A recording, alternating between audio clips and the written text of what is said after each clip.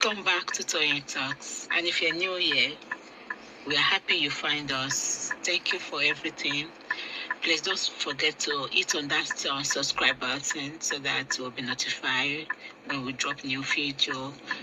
Please press like and share our videos to others. Thank you for everything.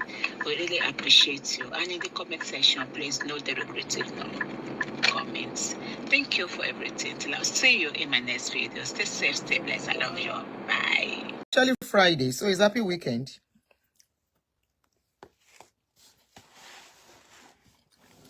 Is it Lola? Fala no. Shala fi alewa.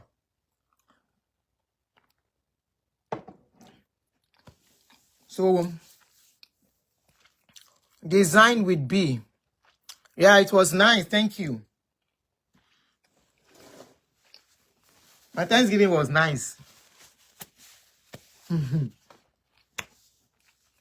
Mama jẹun lọ díẹ̀. Ṣé kí n fi náà sílẹ̀? Mo wà níbi window mi. Tí bá rí pé àwọn èèyàn, though it's not a busy place. Bá rí pé anybody èèyàn kọ́kọ́ Jansen, tó bá fẹ́ máa rí mi máa pa. Oh, so ń ṣe ibi tó wà busy. So, good afternoon, guys. How are you? Happy Friday. Thank God it's Friday. Samuel, I'm fine. Thank you. Samuel Patrick, I'm very fine, my brother. What did they cook for me? Better food. Oúnjẹ ọmọ tó dùn bàjẹ́.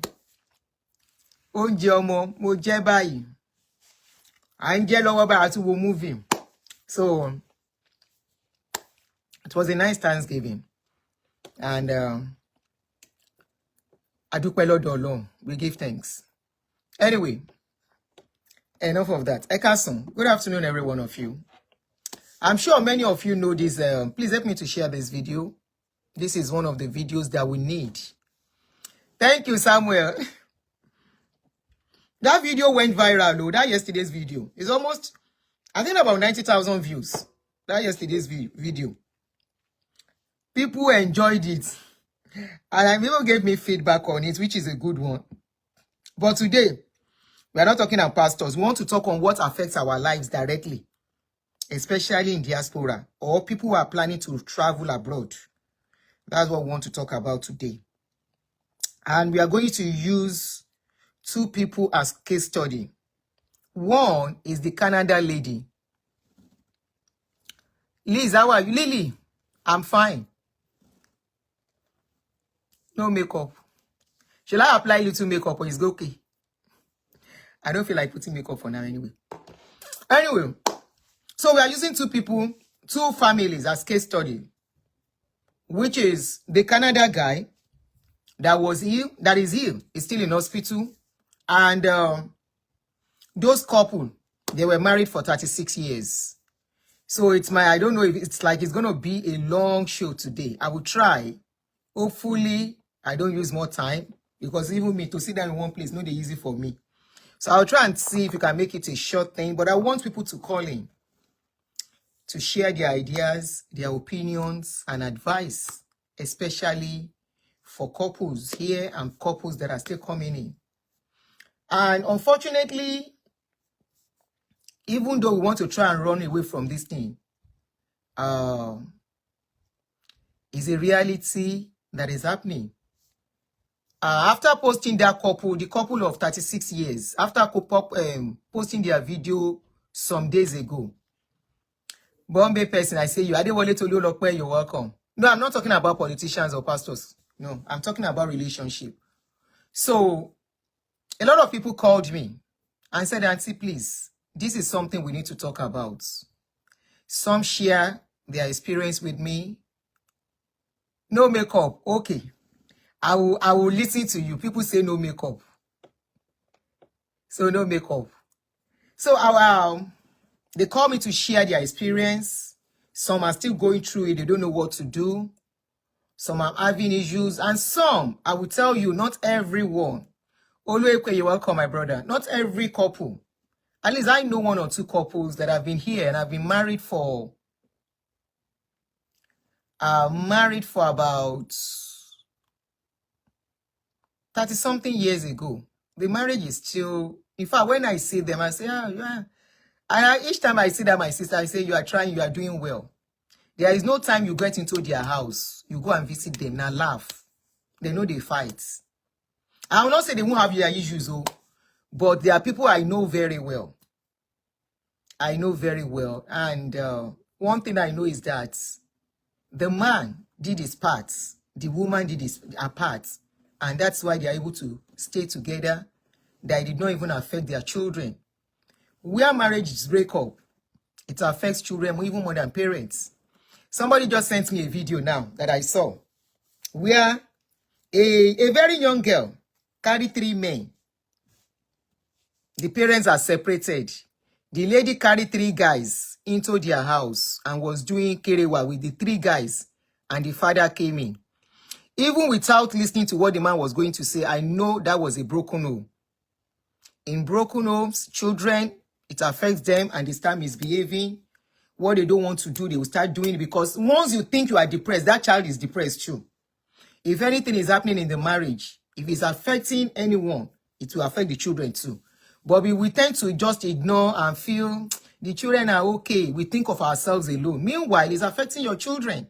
And you will not know until the fruits start coming out, until there will be a counter reaction of what those children are going through. And they will start exhibiting some things you never expect. This has led a lot of children to go into drugs. The girls go into what you never think of, you may not even know. And, so many vices that to affect their education. A child that is doing very well suddenly will not start doing well again. So it has a lot of... You miss my lipstick, the red one. So it has a lot of ups and downs, and it has a lot of disadvantages than advantage. If you can keep it together. But if you can't keep it together, even when you have to separate, I always encourage, allow the father in the lives of these children. Don't say you want to do it alone. Always reach a compromise whereby you don't become enemies to each other. Now, there is this trending video that we have been treating for some weeks. We saw it on Oriyomi and Zad's page, and I'm giving kudos and credits to him. It's a life story that you will have watched on a movie and say, this is not possible, but this is live and direct happening. I tell people now that social media is the real thing to experience and learn from. You watch TV, people can put things together and, you don't believe it. But when you see people that is happening to one-on-one, then it drives home that it is close to home. So this is something of that nature. The lady and the husband, they are based in Canada. The man is on a sick bed as we are talking. He has a stroke. And the family back home, the family of the man, are saying, Ambassador Prince, YouTube blow wani. So the family of the husband are saying that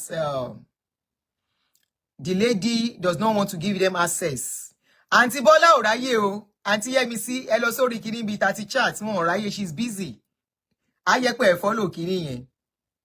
So she's they said the woman doesn't want to give them access to the man, and they've been crying for the past 3 weeks now or so, begging her to let them have access to their child. We saw the picture of the man is actually bedridden, but there's an update to it. And I want us to continue on that update and listen to what the latest on it, because I promise you, once I see update on it, once I see any latest something, I will let you know. So this is update on it. I'm going to play it now. We will all listen.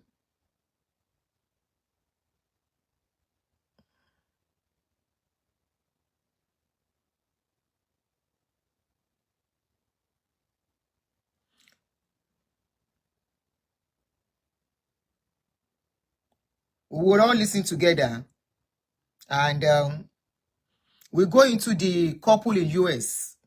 I posted another video 3 days ago too about a couple in America, 36 years of marriage. They just scatter them like that. They did not only scatter it. The man was arrested and probably taken to jail or facility. according to those police. So we'll go to all that one too.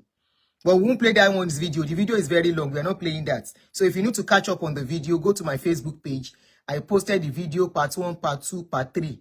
So you can watch what happened in that story. And for those who have watched it, they will be able to call in and talk.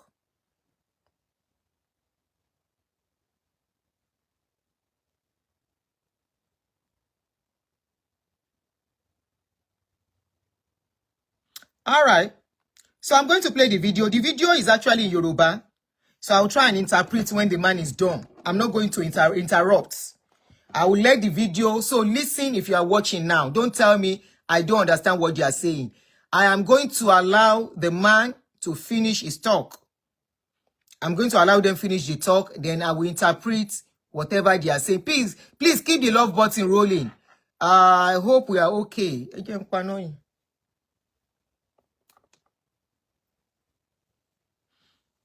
So I'm going to let the video play. Then after the thing, then I will interpret whatever he has said. The man has said in English, I will let you know. So is that okay? Are we on course? All right. So let's start. Messi, Nancy, how are you? Esther Deyemi, yes, a lot of marriage breakup affect children's education, emotional. Yeah. It affects them more than even the parents.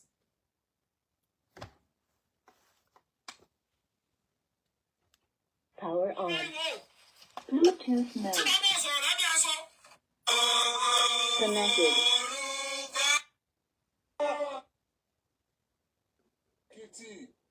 Mr. Mọ́tòṣọ́ tí wọ́n kẹ́lẹ̀ bí ìbọn lórí àga ní Canada tí wọ́n ní ń gbà tọ́jú.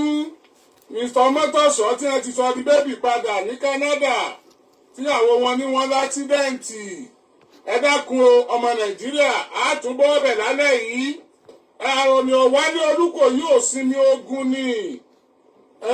Àrùn ni ọ̀wálé olúkò yóò sinmi ogun. Wọ́n ní Oriyomi kí ló dé tó ọ̀dákẹ́ lórí ọ̀rọ̀ Mr. Mọ́tòṣọ́. Ọba ṣe mí bíi ewì díẹ̀. Mo rántí ewì àbọ̀mọ̀gbàdàkà. Sọ́ọ̀sì kan. Ẹ fún ọkùnrin microphone nǹkan ṣẹlẹ̀ o. Kí ló lè mú ìyàn gbé ìgò dúdú ojú nínú ilé lálẹ́? I will interpret, okay? So just do like this. I will interpret.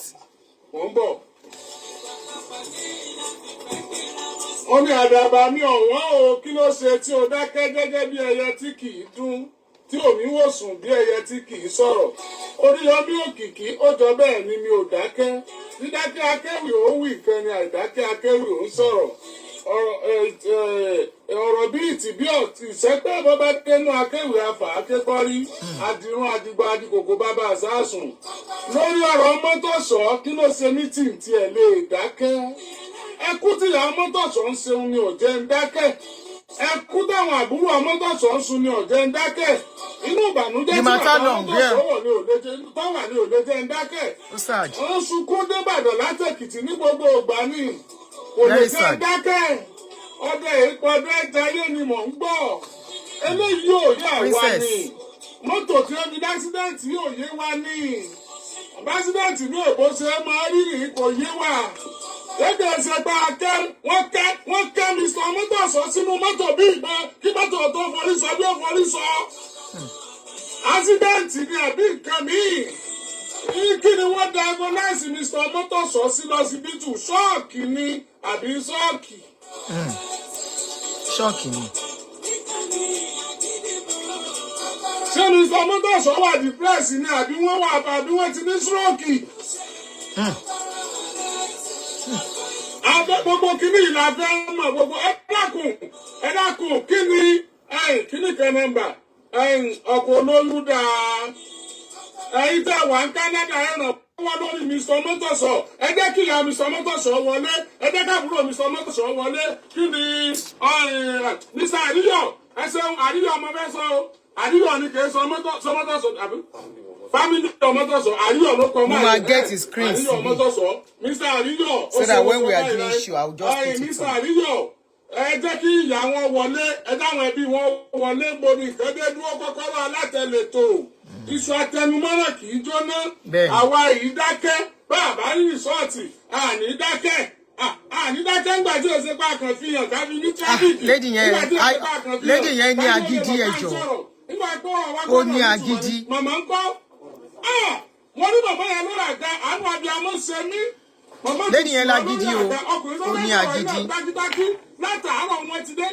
Very stubborn. Màmá ẹjọ́kòó báwọn ẹjọ́kòó. Ẹ̀ka lẹ́sà. Ẹ gbẹ́nu sí máìkì ẹ dákun. Ẹ bá ń gbẹ́nu sí máìkì. Ẹ bá ń gbẹ́nu sí máìkì. Ọmọ Nàìjíríà ní wọ́n ti bẹ̀rẹ̀ lálẹ́ inú o.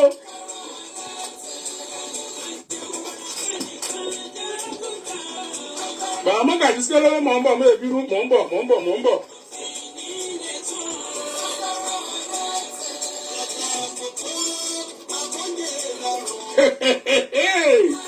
Wọ́n ní wọ́n àgbákò àgbágbákò. Wọ́n tó sọ ní kẹ́mi ọ̀dọ́ kí n yọ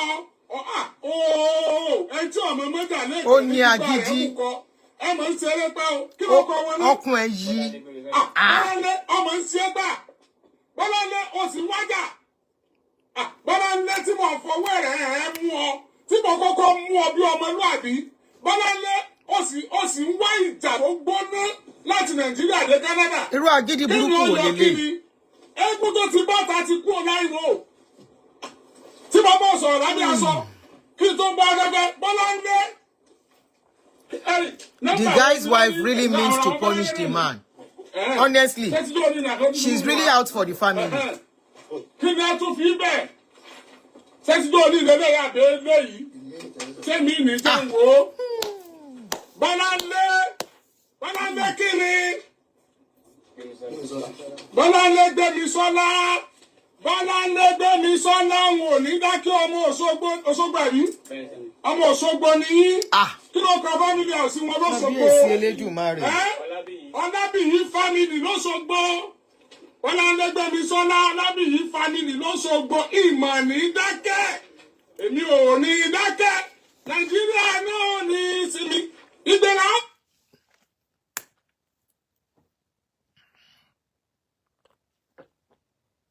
Kí o tábí rí ìdájọ́ gbà fún Àríyọ̀ o. Ẹ̀yin abẹ́ Àríyọ̀. Ẹ̀ka alẹ́. Ẹ̀ka àbọ̀. Kí ló tún ṣẹlẹ̀? Àwọn òwe oríṣiríṣi ti débí. Tó bá dàbí irọ́, agbẹjọ́rò Bọ́láńlé àti àwọn èèyàn kan bóyá kákúkú lọ Canada. Àwọn èèyàn wá Canada, ó yẹ jẹ́ kọ̀nẹ́ẹ̀tì papọ̀. Tí Canada bá dàbí Èkó síbàdàn àbí bí Àbújá ni, àti lọ àti dé. Kó wà kó jìnà ju Canada lọ, kó mọ̀ jẹ́ pé àṣẹ̀ṣẹ̀ lọ́mọ ètò gbàwé ká tó bójú ọ̀nà àti lọ àti dé. Bọ́láńlé, gbogbo eléyìí is immaterial. Bọ́láńlé, all these are immaterial. You know what we are asking for. You know what our agitation is all about. You know what brings the conflict between us. What brought the disagreement between us is the situation of your husband, which is not palatable. Tó bá jẹ́ pé other side ló jẹ́ tọkọ rẹ̀ ṣèwọ náà báwọn, we will not keep quiet. Àbí. Tó bá jẹ́ tọkọ rẹ̀ ló ṣèwọ náà báwọn, we will not keep quiet. Bọ́láńlé. Ṣé tó bá dóhùn ló sì? Ẹ̀ka lẹ́sà. Ẹ̀ka àbọ̀. Orúkọ mi ni Gbénga. Ẹgbẹ́ mi sí máìkì Mr. Gbénga. Ẹ̀sùn kìíní wọn ájú wọn. Àbúrò ọkọ lélẹ̀ the sibling.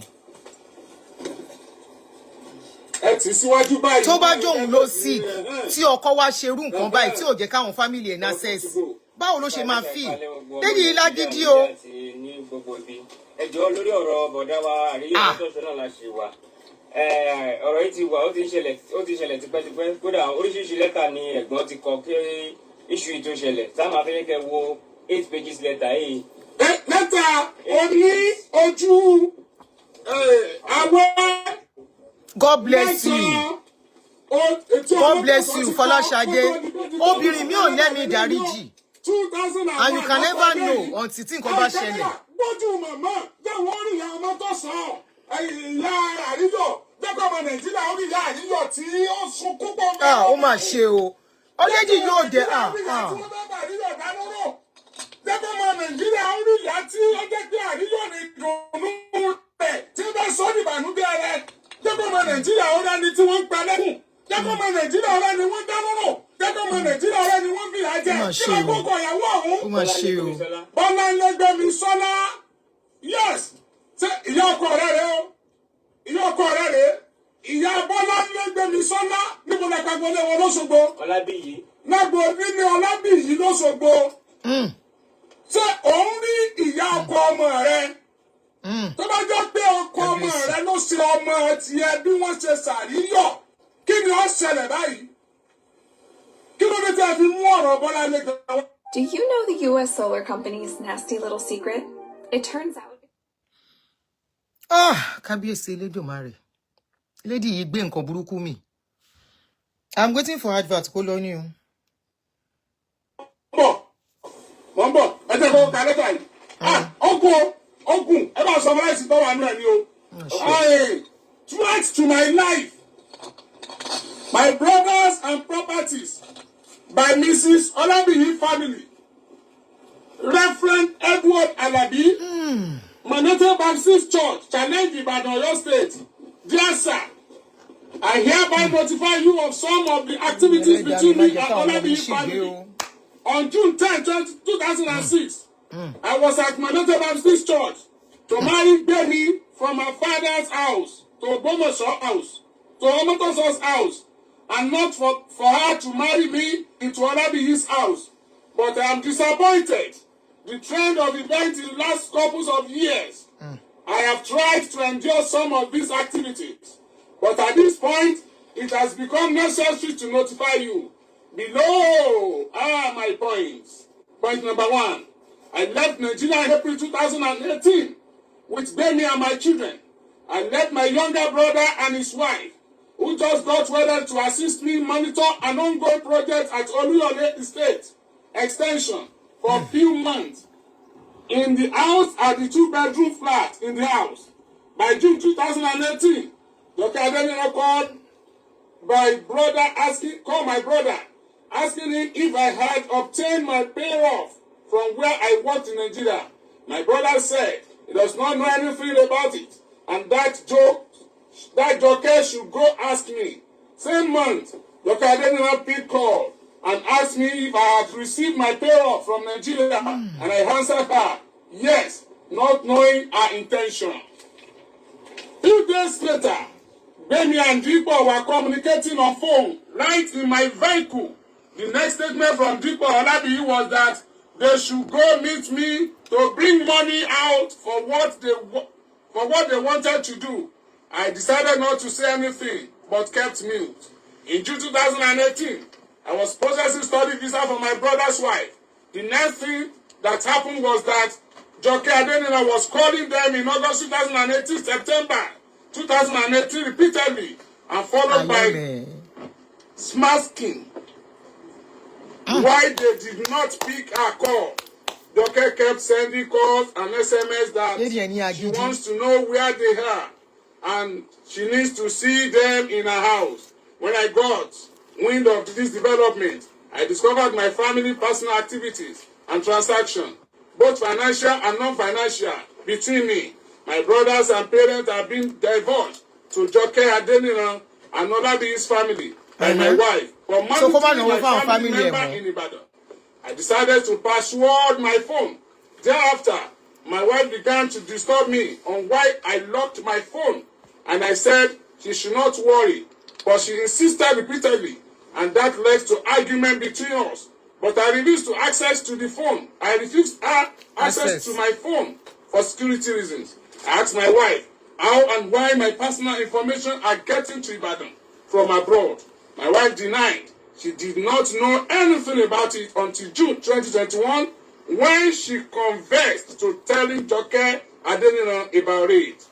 Ìrírí ẹ̀pọ̀ page kinimowa page 2 inú page 80 tabani akatan rẹ́rẹ́ orun.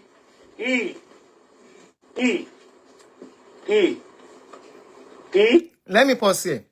Somebody wrote here on Facebook and said, I always give thanks to God for giving me an angel as a wife. Men, please pray and be watchful before getting married. I don't think it's about prayer. It is about who your wife is. You know why? A lot of pastors are having issues too. So it's not about prayer. It's about the woman you have married that has a good heart. Okay? So it's not about praying before you get a wife. It's just, hopefully you are just lucky. Some people are lucky like that. And I'm glad that some people can say, yes, they have good women. That is very encouraging, especially for the younger ones. Because hearing this kind of news can be very discouraging for the younger ones, in getting married. So please, thank you for, I want to say thank you for that, your comments. It will go a long way. Number 6. Since then, me has started my parents as witch. What's about Denny? Sorry. Since then, me has started my parents as witch, and my family as bad. Yeah, she does not want them near me, except the family alone. There is no way she can live with the child of witch and bad people anymore. She should move on and look for who is good that she can control. I therefore give her 3 months deadline from today, 27th October 2021, to pack her belongings. Let me know what she wants as settlement and leave her mother's family to her mother's house. But about your travel. How did they not travel together? I am ready to follow up legally on this. We are okay before she joined us in our mother's family, and we appreciate her time with us. Wow, but if Baba don't say my girl. They're going to divorce. Let I want to see pastor to pastor. Daddy Niado, I'm making now send the copy and see. But already reply a lot of the pastor gone by. Sorry, I have to pause here. This story, if you listen to it very well, and you go and watch that video of that Texas, was it Atlanta man that we posted 2 days ago, that it has part 1, part 2, part 3. If you look at the same pattern, it is almost similar. This man was having problem with the woman already. He refused to divorce her while in Canada. The same way, that Atlanta man too refused to divorce the woman. The pressure, probably the pressure and everything of the stress they were going through, in trying to make ends meet. Like I was discussing with somebody, a man, he said it's always very tough for men to leave marriage or relationship. That instead of living an abusive relationship or a trouble relationship, instead of a man leaving it, they would rather go and have a girlfriend outside, thinking that will solve situation. And in the process, it's always making things more worse for them. So this man, but he stayed put. From everything, from this one they have said, they've been having issues. He's been trying to tell the family back home, come and take your woman. No, I don't want her again. You don't want her again. You see, this property that most of you men aren't gone to man destroy near the end of the day. I have seen a man, not one or two, that have walked away, leaving everything for the woman. Today they are alive. You say, no, auntie, is it not the same? You wish to divorce him. I divorce her. Is he supposed to go to the family? In Nigeria, you want to divorce a woman. You are calling on the family on top of her head. That come and take your daughter. I don't want to do again. No. What do you want the family to say? The family will say, Anisuru, feel it. And you are not happy. You know the wahala is too much. Okay, taloni stroke in sin. The same thing with the Canada woman too. Atlanta man. The Atlanta man. Even though somebody who know them has called me to explain the situation, how things are, I don't know how true, but somebody who know them very well, want for me lórúkọ man yẹn. Niyi Akin share something, lórúkọ ma Akin share yẹn. That was why it was being called Nikki. If you go and watch that video of that Atlanta man, he was referred to as Nikki. His name is Niyi Akin share yẹn. Àwọn tó mọ̀ wọ́n ti pè mí. So, even if you go and look at that Atlanta man's case too, he was supposed to walk away too. Coffee property left ẹ̀mí tí ò bá kú á jẹran tó jẹrin lọ. I have seen men who left everything for a woman to go and start their life in another state. You are in America, there is work, you can still work. You now stay under pressure. You stay under wahala. You and your wife, you are fighting every day. Only this is stroke. The same thing that other man too led to stroke. And there are other men like that. There are a lot of our men in facility turning stroke. Only very few women. A lot of our men who want facility continue stroke. So who is feeling it more? What will it cost you? Some will say they will not leave the property for the woman. In the process, they will buy themselves, they will buy the woman, they will buy everything about themselves, even the children. On top of property. There is another case we treated, I think last year or 2 years ago, if you remember, an army officer in Nigeria, they relocated the family to America and came to join them after. When the man came, by the time he came, the woman already was a big woman. She felt the man does not want her again. Wahala started from there. Like play. The lady went to buy a house and said she doesn't want to be with the man again. The man was like, I know you can't do this. Like play. The man go buy Shakabula. As he buy Shakabula, how many of you remember that story? He bought Shakabula. He went to the house. He pied the wife inside bedroom. Today, in Ainde jail, the children, only God knows what is going on with their children. So tell me, the thing you don't want to leave is either you destroy yourself and destroy everything you have worked for in your life totally, or you let go. I know it is not palatable, it is not easy, but honestly, it was better. Okay, Florida, God bless you. Look at this case now, very similar. At this juncture, I wish to state as follows. Number one, if anything happens to me, my brothers and family back home, Bemi, Joke, Adenina, Mr. Labi, and their compliance should be held responsible. Yes.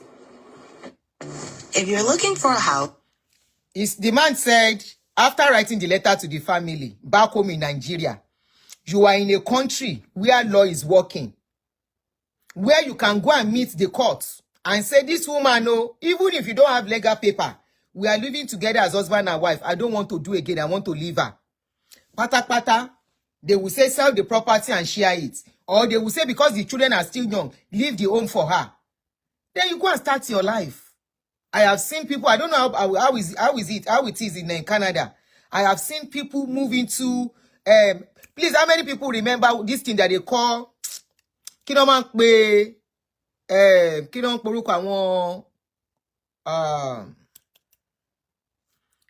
all these small apartments that people can go and rent. Not apartment, hotel. People rent it and stay there for a while. They can be there for 1 month, 2 months, 3 months. It all depends. People go from there to even go to work. At worst, you go and do that till you get yourself together.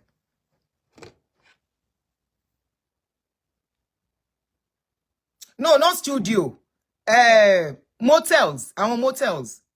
Motels. Like hotel, but not hotel, motels. Somebody said, my twin brother, Betu, he let it go. He avoided wahala. I'm still thanking God that he used wisdom to, oh, what life will see. Airbnb or whatever. So many people have gone through this thing. They walk away and leave the thing. But, okay, you want to collect the property. Collect the property. Most of these women don't even manage the property. At the end of the day, they lose it. They lose their property. I have seen somebody who collected property. Not even 1 or 2. At the end of the day, the property, they couldn't manage it. They lost it too. Because you are in a country where there is power and you mess up somebody's life, you won't only run no law. A boomerang one way or the other. I'm waiting for adverts. Jerema Binu. It's non-skippable. Okay. Bemi has become so dangerous to live with. Oh, and you stay with him. Kind of advanced. And you stay inside the house together. Advised. Doctrine being sent.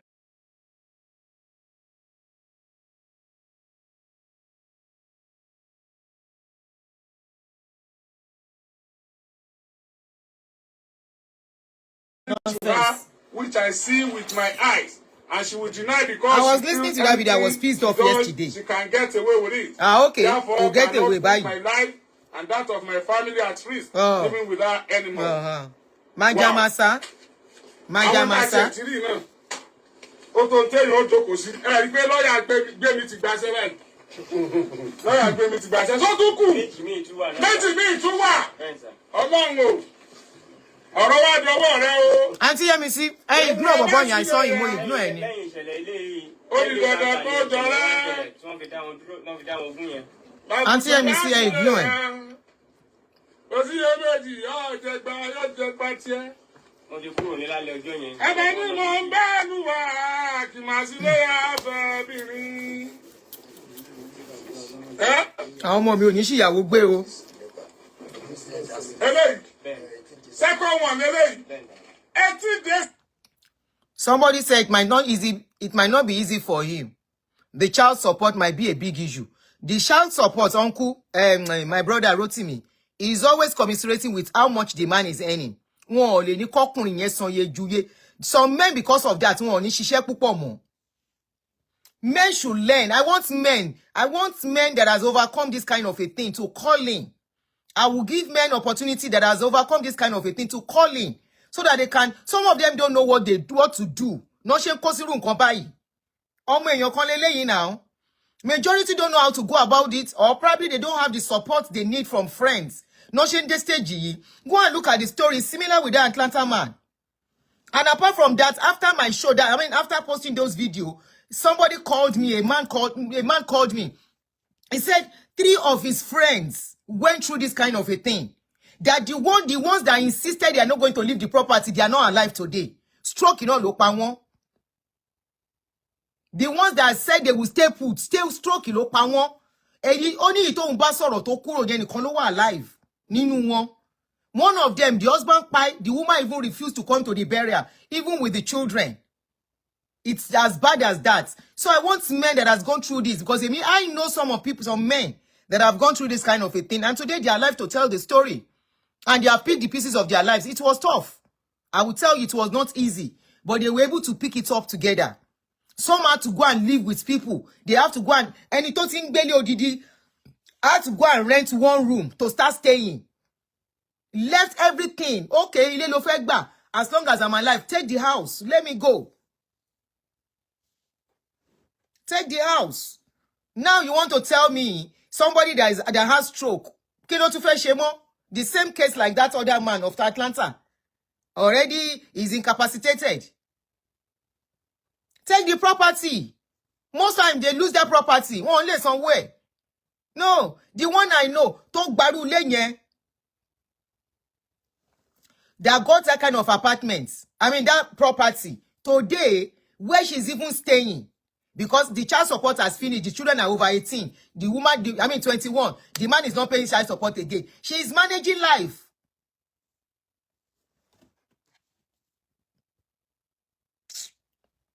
Property, my food, at the detriment of your life. In one accident, he said it.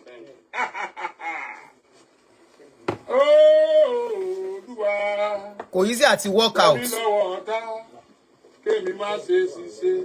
at the workout. Make your life unko.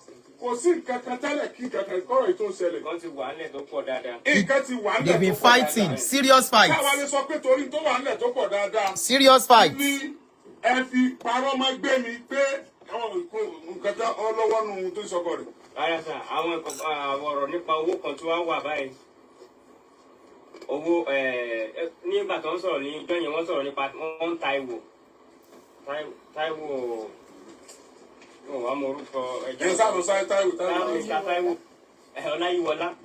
So there is one that Atlanta man, yeah, coherent. That one was not coherent anymore. Who are going to affect it?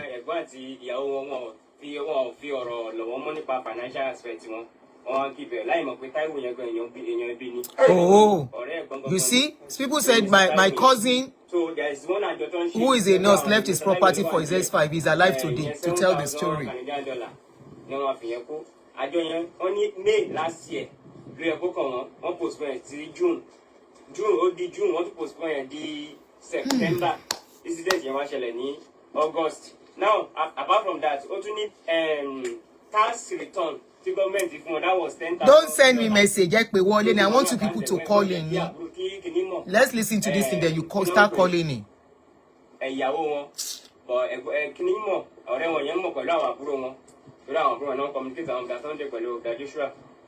there is another one. Say family income will Canada. About that, this was $100,000. ọ̀rọ̀ owó là ń sọ ní àbọ̀rọ̀ ẹ̀mí ẹ̀gbọ́n yẹn. Yes, nípa. Ẹ ń sọ Àbí Olúwa rántí. Ó yé mi bọ́ tí mo bí ni pé sí fámìlì ní kẹ̀kẹ́ àwọn tó tiẹ̀ wà ní UK yẹn tí mo mọ̀ rí ẹ ṣe can someone go to Canada. Wọ́n tẹ́ tí wọ́n gan táwọn yẹn gan tẹ́ tí wọ́n àti some other people wọ́n tẹ́ tí wọ́n pé tó máa. Ṣé ó ń fẹ́ gẹ́ ìyẹn ni?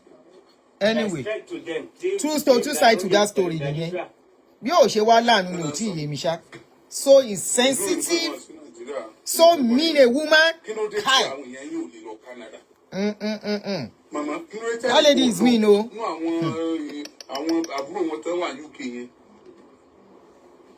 Very mean. She's very mean. Wọ́n ò lè lọ bẹ́ẹ̀ yẹn Oriyomi, they cannot go like that. I can pay you cash for your house. Oriyomi, they cannot go just like that. They can't go like that. Why will Oriyomi think they can just walk into Canada and have access? It doesn't work that way. They can't. You see, somebody say, a friend of mine left the house for the wife and go after 1 year. The wife can't pay the mortgage. Most times, they can't pay, they can't continue with the mortgage. They always lose the house. Especially the ones that will have small children. I think they can do it alone. Where will she be putting their children to do double schedule? Bossy, after they collect the house finish. Bossy because she needs to work very well to start paying, to continue with the mortgage. Abi, ṣé bá ṣe máa wò ní Ọlọ́run mọ̀ jàrá ìdá ipò tá yọ wá ìwọ̀n mọ̀ dá jàrá yọ ipò tá yọ wá ìwọ̀n dá.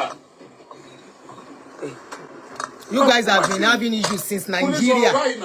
Since Nigeria. As of September last year, just Mr. Tai was sending a message on say that Sunday we won't bother disturb me at anybody. Nípa kí ni pé bùdá yóò ti ń lọ toilet wọ́n ti ń rìn. Irọ́ ni. I don't believe that. I'm not now asking for anything. Irọ́ ni. I don't believe that one. That man has stroke. Toilet. Wọ́n ti sọ̀rọ̀ àbí wọ́n àtọ́ fún wọn ti sọ̀rọ̀. Wọ́n lè dìde lọ́dún pípa kò sí any accident tó ṣẹlẹ̀ gan. Ó kẹ́yìn ọgbà accident ṣẹlẹ̀. Àtọ́ any accident tó ṣẹlẹ̀ issue tó wà nílẹ̀ yẹn gan. Kí ló wá ṣẹlẹ̀ gan? Kí lẹ rò pé kí lẹ fẹ́ gan? Oriyomi gan ti ń ṣọ́ rẹ̀. Ó ti ń máa ìdọ̀rọ̀ tó ń sọ. Oríṣiríṣi property by gbogbo ẹ̀ náà ti gbẹ́ gbogbo ẹ̀ kọ́ńkọ́ń gbẹ́sẹ̀ lẹ́rìtì. Àwọn kọ́tà kọ́ má kàn lè ṣe. Wọ́n bá ti property náà wá lọ́wọ́ ṣòwò ní kán release wọn. Simple. Now that the family is saying she should release him, to where? To bring him to Nigeria as he is. Nobody will release him. Oh, they release her in that state to go to Nigeria. Except there is somebody who will go with him to Nigeria. And she has to be the one to sign for him to be released. Agbara, power is in that woman's hand. It seems they don't know much about marriage abroad. She has the power of attorney. Nobody can release that man except she concurs to it and say, oh yeah, we are ready. I want him to go back to Nigeria. And even at that, I think medically, they might not even allow the man. Because I think the man, there is a lot of things to keep him alive in that facility where he is. So that's another thing. Tony Latsimo.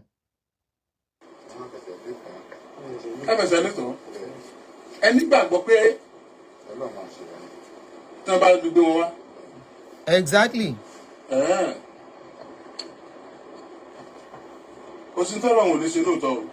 God bless you, Ade. God bless you. They've been having issues, serious issues. Kontokuro Nigeria.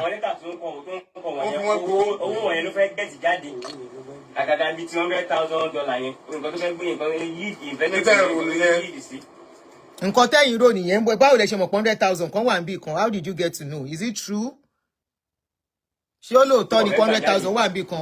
They've been taking care of him in hospital. Hospital magba owo ti won. If he has money in the account, it's a serious case. It's not just walk in and walk out. It's a serious medical issue. Hospital, the money in his account, hospital will have access to it. They didn't go kuro be. So those are the things that they might Oriyomi might not know because he doesn't live abroad.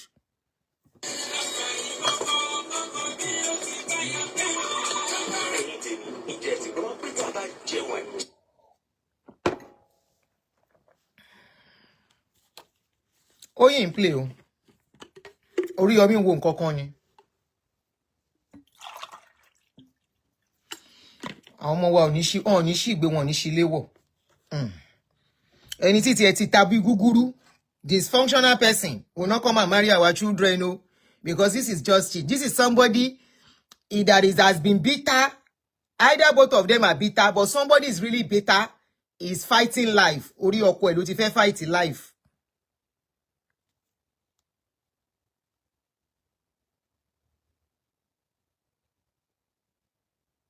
So, olóore ti lọ o. Oh God. Oh, dear man. Hello, sir.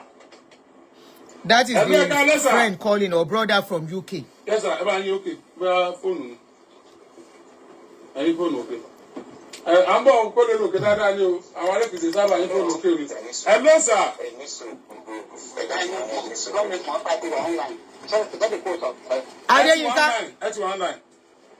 I thought I was the only one that felt this way. That why is the brother talking about money in this case? They are talking about pé àbúrò àgbọn ọjà ó ń ṣírò ọ̀rọ̀ owó. Owó làwọn náà wà after or what? Hello? Àwọn èèyàn pọ̀ ń bẹ̀. Hello, ẹ ti wà online. A dẹ̀ ti ń gbọ́ yín.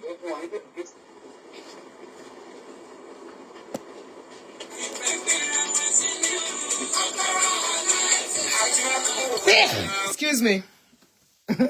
Mo sneeze. Coinbase, you can trade Bitcoin. Adverts.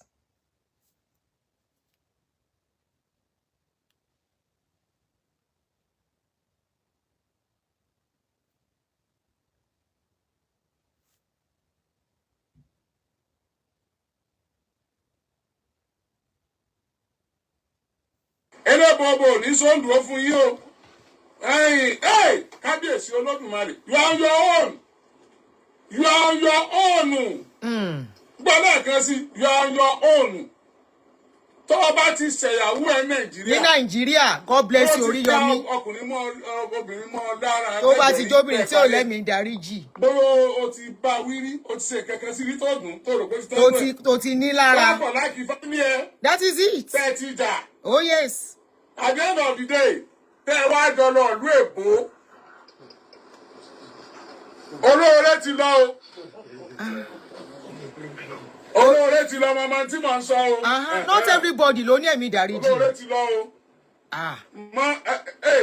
Oh God.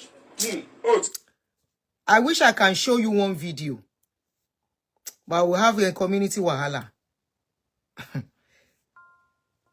Now, a man, omu ìyàwó ẹ̀, the wife, ibi tó lùdé, orí ẹ̀ bẹ́ báyìí ni. You will now ask that kind of woman, forgive me, I will not do it again. You now relocate. You think the woman will act normal? Tó bá yìí ń demo, she's waiting for you. There is a lot to be learned. Hello, sir. Hello, sir. Yes, sir. Everybody okay? Where phone? Are you phone okay? I'm going to call you okay. That I know. I want to say something. Phone okay? Hello, sir.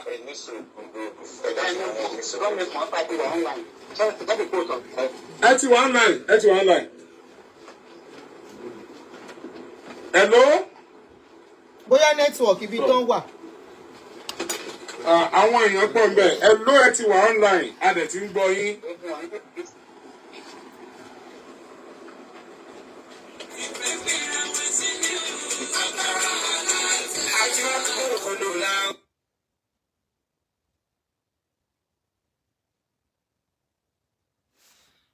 The friend, I think that's the friend of the brother of the guy trying to call him from UK. Again, to forward there. I hope you padà sẹ́yìn ni. 35.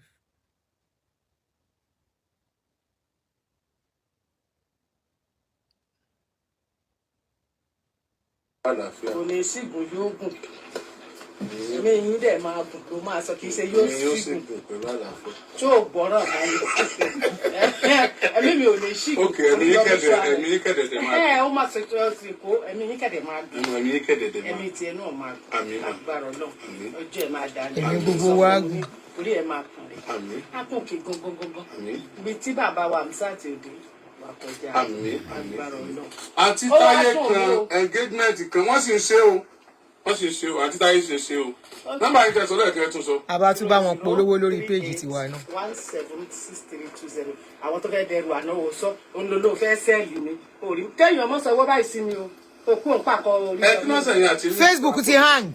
àpèṣe wà ní. ẹ mọ tún sẹ́ńsẹ̀. ṣe tún fẹ́ bú mi. ńlá nílẹ̀ o lè ṣe kó má ta sí mi mo ti rò kó fẹ́ dọ̀rọ̀ adákẹ́ jẹjẹ ní ṣùgbọ́n o lè ṣe. kí ló fà á mi ò dẹ̀ ṣàkíyèsí o.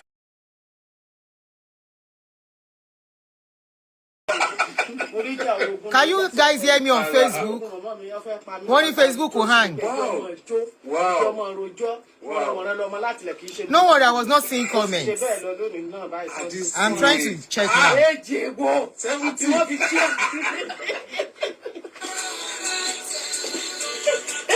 Can you hear me on Facebook?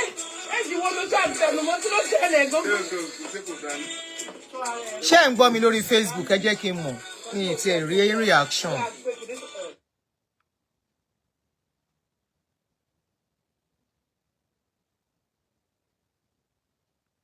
Wọ́n ló wà okay. Wọ́n ní kò sí nǹkan tó ṣe mí ò rí comment but mo ti rí bí sìn. Nothing is wrong with it. They say they can hear me. Hearing clearly. Okay. Okay.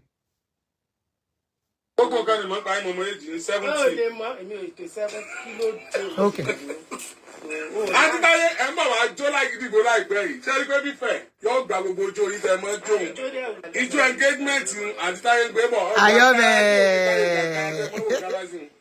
She's coming down to Agidigbo live and direct in Kuni Hamzat studio. In the mighty name of Jesus. Amen. Say a big amen. Àbúrò mi tó fà mọ́ yọ ọkùnrin jù báyìí lọ. Woman wo ló ń bóra Oríyọmí Tage yìí jọ jẹ́ ká ṣe nǹkan tá a máa ṣe àbẹ̀wò lóge. Torí tọ́lọ̀ fi ẹ̀pẹ̀ ní kó ga ṣé wọn pé mi rí sọ kété. Okay, thank you Uche.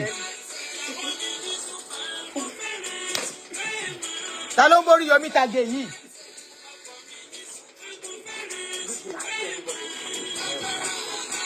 Somebody is playing with Oriyomi. Ó ń bórí Oríyọmí Tage. Ẹ jẹ́ ká ṣe nǹkan tá a máa ṣe jèrè. Àti Gbẹ́mi, a very accident report number. A very accident report number. Ẹ tún sẹ́ẹ̀dì yẹn náà sí wa. Mo bọ̀ o. Bóyá wọn lè bá mi rí. Ṣé wọ́n ti gbé kọ́ yẹn? Ọ̀ya.